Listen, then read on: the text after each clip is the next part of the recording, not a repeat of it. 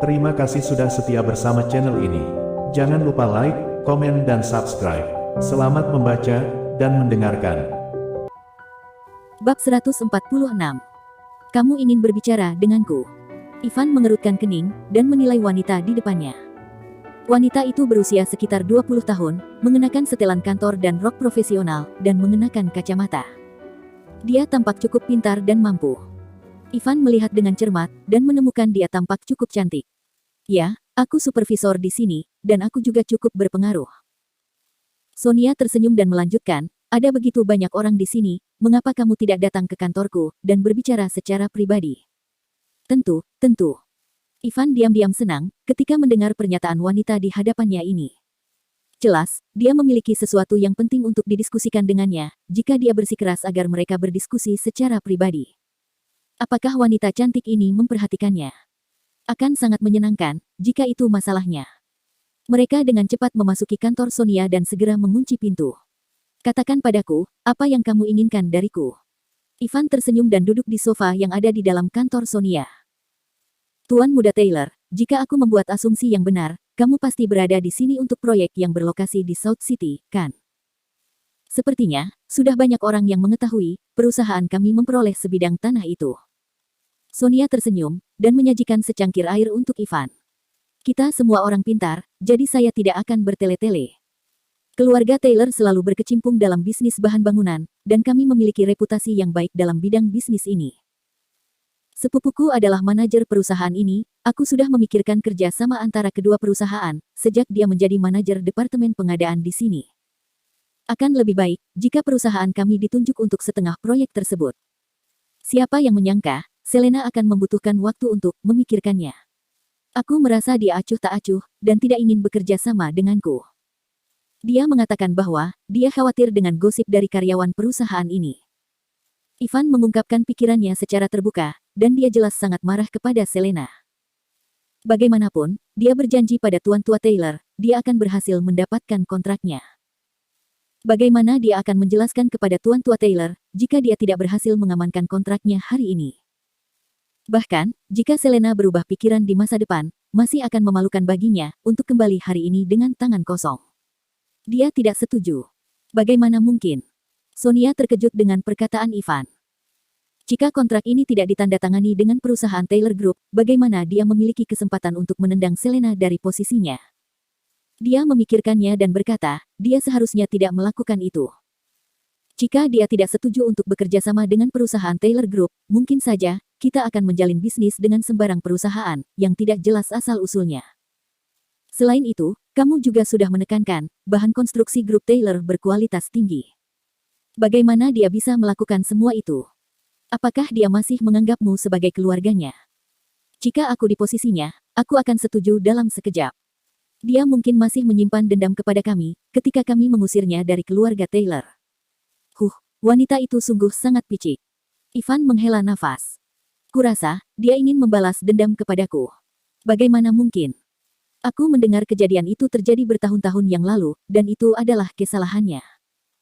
Bukankah sudah benar, jika dia diusir dari keluarga Taylor, karena kesalahan yang telah dia lakukan? Bagaimana dia bisa menyalahkanmu, beserta seluruh keluarga Taylor? Sonia tampak mengerti dengan situasinya, maka dari itu, dia memikirkan sesuatu dan berkata.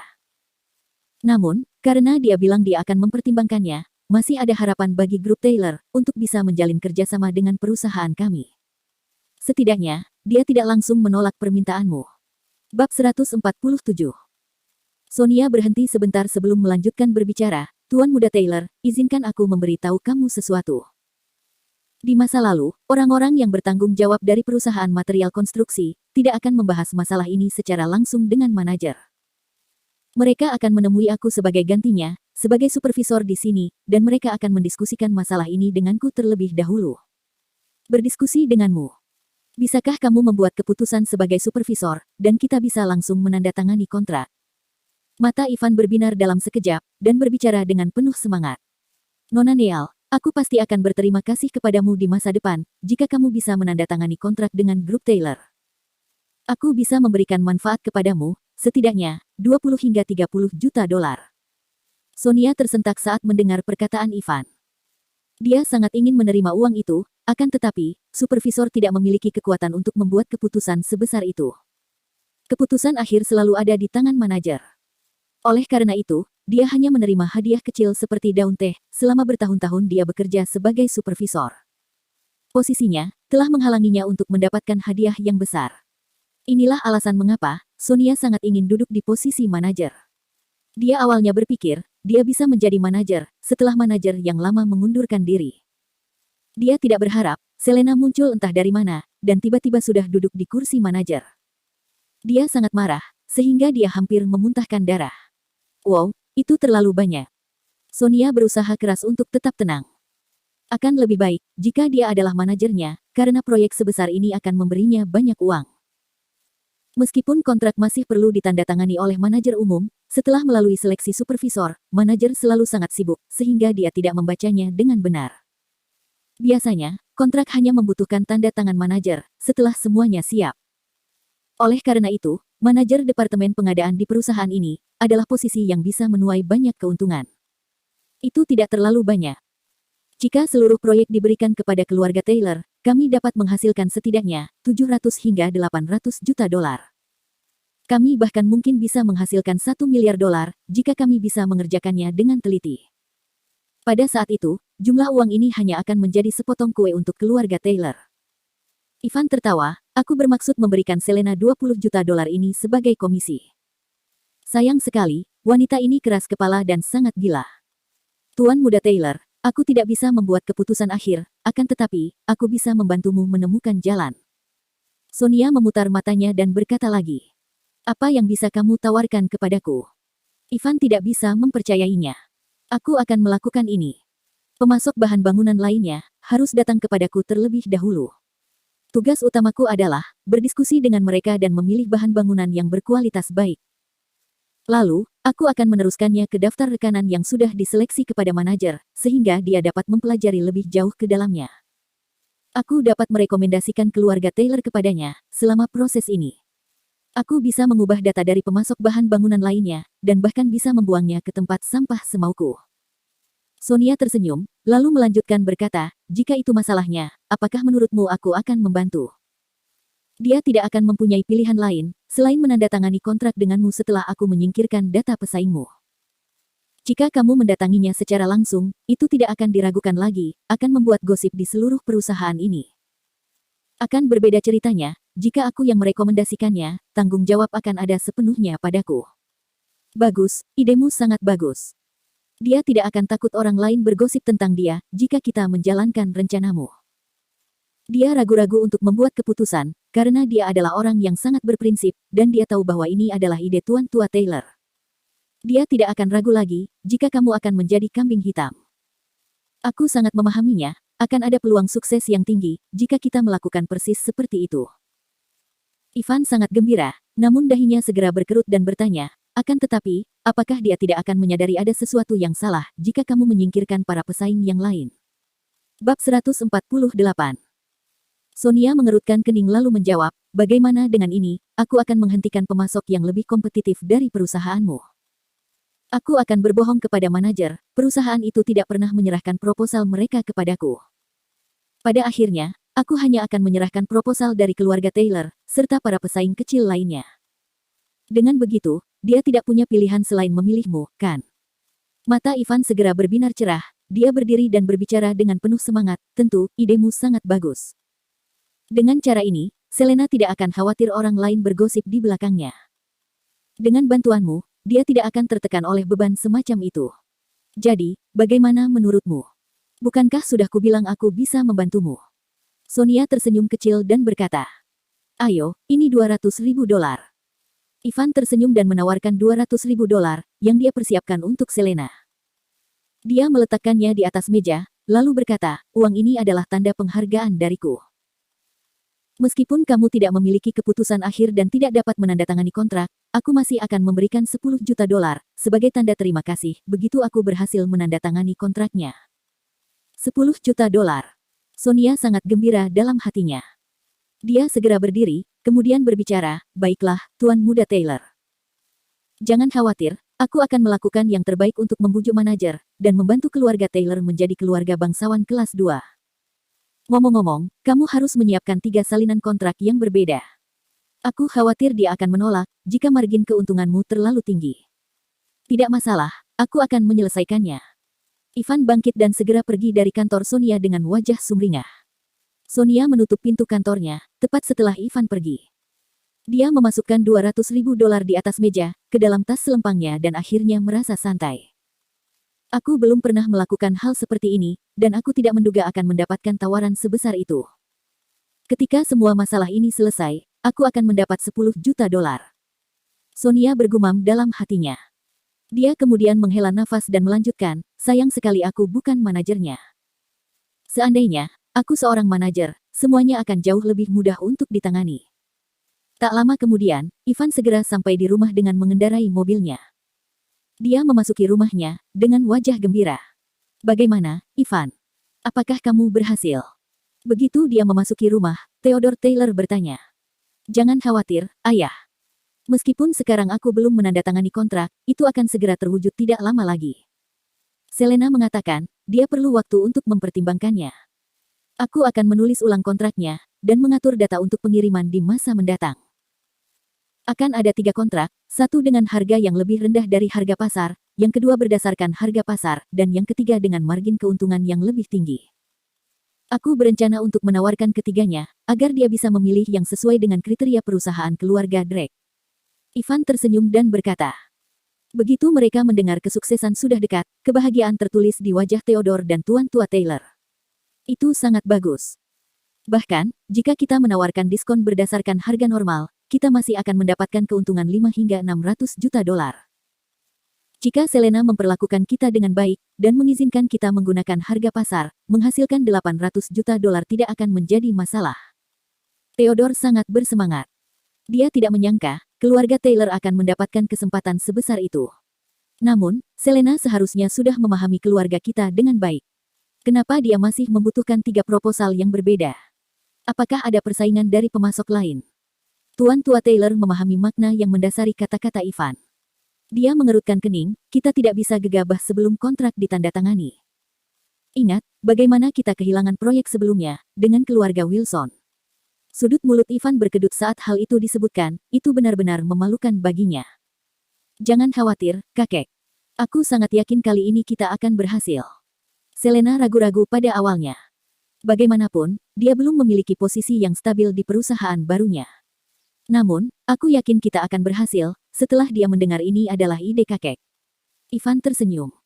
Dia sangat percaya dengan rencana Sonia, masalah ini akan mulus sesuai dengan rencana itu. Bab 149. Apakah tidak ada pesaing lain, yang menginginkan proyek sebesar itu? Tuan Tua Taylor jelas khawatir. Ivan menjawab, kakek, jangan khawatir. Pemasok lain akan bergabung sebagai formalitas semata, kita pasti akan mendapatkan kontraknya. Pada saat yang sama, James dan keluarganya sedang mengobrol di ruang tamu rumah keluarga Drake. Saat mereka berbicara, kepala pelayan keluarga Drake masuk. Tuan, sesuatu yang besar telah terjadi tadi malam. Sesuatu yang besar. Apa yang telah terjadi? Ada banyak orang kuat di Eastfield, jadi, bukan hal yang aneh jika hal-hal besar terjadi. James tersenyum acuh tak acuh, dan berpikir hal-hal semacam itu cukup normal. Lebih dari 200 orang dari klan Dewa Naga meninggal tadi malam, di gedung yang ditinggalkan. Kepala pelayan berbicara sambil berjalan ke arah James Drake. Apa? Begitu banyak yang mati? Tanya Drake, putri kedua dari keluarga Drake, tersentak kaget saat dia mendengar berita itu. Sangat normal bagi seseorang untuk mati, karena kekuatan penyerang yang seharusnya tidak mereka singgung. Namun, biasanya hanya ada selusin orang yang mati, dan itu akan dianggap berita besar, jika ada 100 orang yang mati sekaligus. Kali ini, ada lebih dari 200 orang yang meninggal, dan mereka adalah orang-orang dari klan Dewa Naga. Bagaimanapun, klan Dewa Naga cukup kuat, dan orang-orang tidak berani untuk menyinggung mereka. Apa pernyataan resminya? James terdiam beberapa saat, sebelum menanyakan detailnya. Tidak ada rincian tentang itu, Tuan. Pernyataan resmi hanya menyatakan, itu adalah pertarungan antara 2 kelompok yang berseteru, dan hanya itu saja. Kepala pelayan tersenyum pahit dan melanjutkan, tapi, aku sedikit menggali informasi, dan mengetahui situasinya cukup mengerikan. Selain itu, banyak orang menyebarkan berita tentang masalah ini, dan semua orang tahu ini bukanlah pertarungan antara dua kelompok. Jack, yang berdiri di belakang tanya, terdiam ketika mendengar ini. Seberapa menakutkannya orang itu? Sangat menakutkan. Kepala pelayan melirik Jack sebelum melanjutkan, pihak lain terlalu kuat. Aku pikir tidak ada orang dari keluarga Drake yang cukup mampu untuk melakukannya, karena mayat yang ditemukan, semuanya dari klan Dewa Naga. Dari kelihatannya, semua itu dilakukan oleh satu orang. Satu orang membunuh begitu banyak anggota klan Dewa Naga, orang ini pasti mempunyai kemampuan bertarung yang sangat cakap. Yang terpenting adalah, tangan kanan Tuan Howard dari klan Dewa Naga, Scar, juga menjadi korban pembantaian itu. Scar sudah mati. James terkejut ketika mendengar Scar ikut mati. Orang ini pasti sangat hebat. Apakah sudah dikonfirmasi, dia pergi sendiri dan tidak dengan sekelompok orang? Ya, aku yakin dengan berita itu, Tuan. Kepala pelayan segera mengangguk dan berkata, orang-orang dari klan Dewa Naga selalu melakukan perbuatan yang buruk. Sekarang, banyak orang di Eastfield memujinya sebagai pahlawan, yang telah menyingkirkan orang jahat bagi rakyat jelata. Aku ingin bertemu dengan pahlawan ini, dengan mata kepalaku sendiri. Mata tanya berbinar, dan berkata dengan penuh kekaguman. Bab 150. Dia pasti sangat kuat. Timothy tersenyum ketika dia memandang Jack dan berkata, aku ingin tahu, siapa yang akan menang, jika pengawal kita yang seharga 20 juta dolar ini, bertarung dengan yang disebut pahlawan itu. Jelas, Timothy tidak sepenuhnya menerima Jack, dan mengira ayahnya telah melebih-lebihkan kemampuan Jack. Dia mencoba memiliki harapan, agar Jack menjadi orang yang luar biasa, akan tetapi, dia pikir Jack hanyalah orang biasa setelah bertemu dengannya. Dia selalu merasa, alih-alih Jack, mengapa tidak menyenangkan Dewi Perang secara langsung dengan kekayaan keluarganya. Ayahnya, jelas menuju ke arah yang salah. Ya, apakah kamu pikir kamu bisa menang?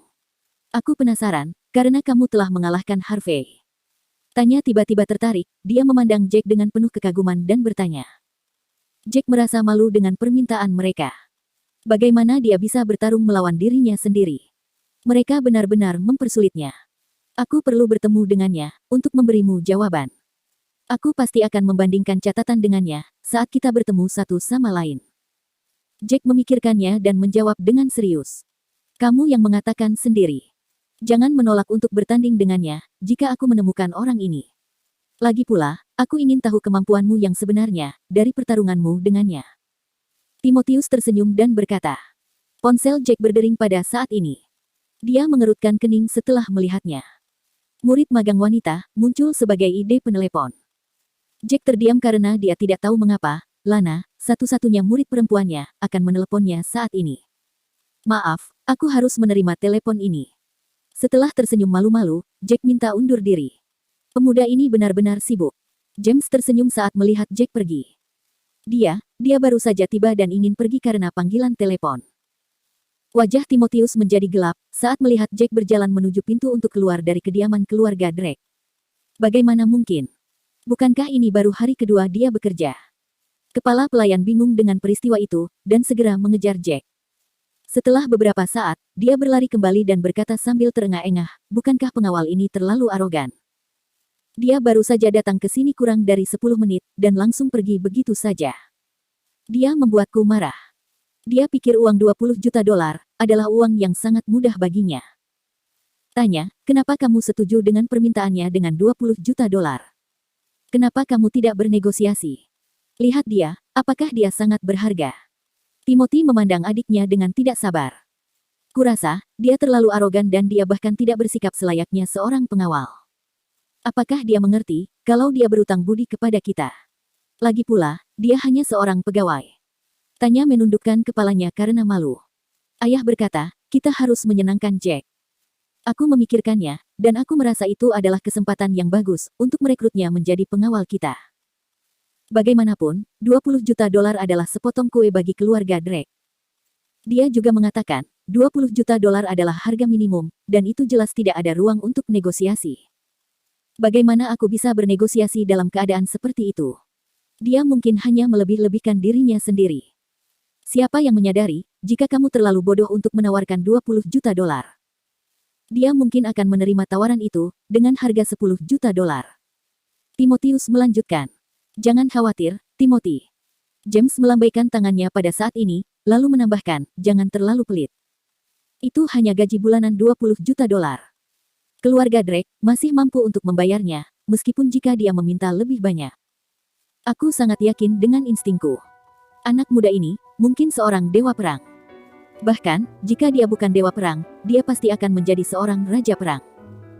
Jika itu masalahnya, gaji 20 juta dolar benar-benar terlalu rendah.